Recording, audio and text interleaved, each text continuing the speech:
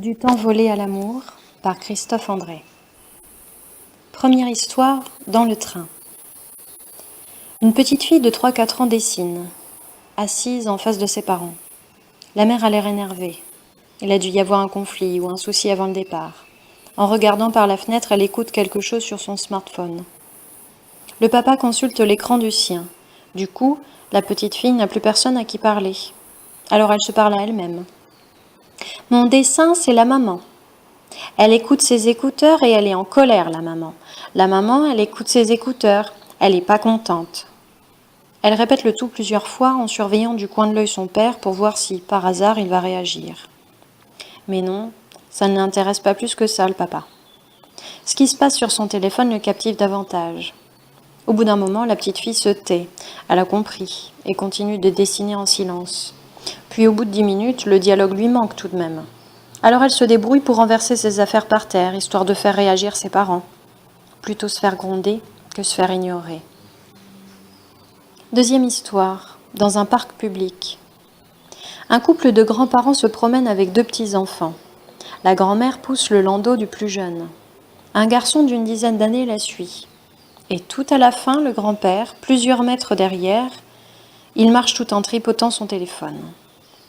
Du coup, il va plus lentement et se fait régulièrement distancer. Le petit garçon se retourne, l'air agacé, et fait demi-tour pour lui parler. Au moment où je les croise, j'entends ceci. « Papy, on avait dit pas d'écran pendant qu'on est en famille !» Le papy bredouille vaguement quelque chose, sans lâcher des yeux son téléphone. Incroyable. Que fait-il donc, un dimanche après-midi, à tripoter son engin de destruction relationnelle qui puisse être plus précieux que la présence à son petit-fils ? Le temps passé sur les écrans est forcément du temps volé à d'autres activités. Et dans nos vies personnelles, c'est souvent du temps volé au sommeil, le soir, et aux relations, familiales, amicales ou occasionnelles, dans la journée. Sommes-nous bien lucides face à tout cela ? Si je regarde autour de moi, je ne crois pas. Mes 2 histoires sont désolantes, mais aussi réjouissantes. Désolant, parents et grands-parents stupidement asservis à leurs écrans.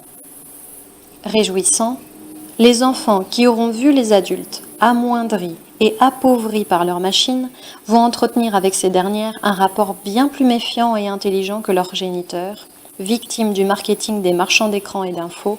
Vous êtes un humain diminué si vous n'êtes pas un humain connecté. De leur conformisme, tout le monde le fait.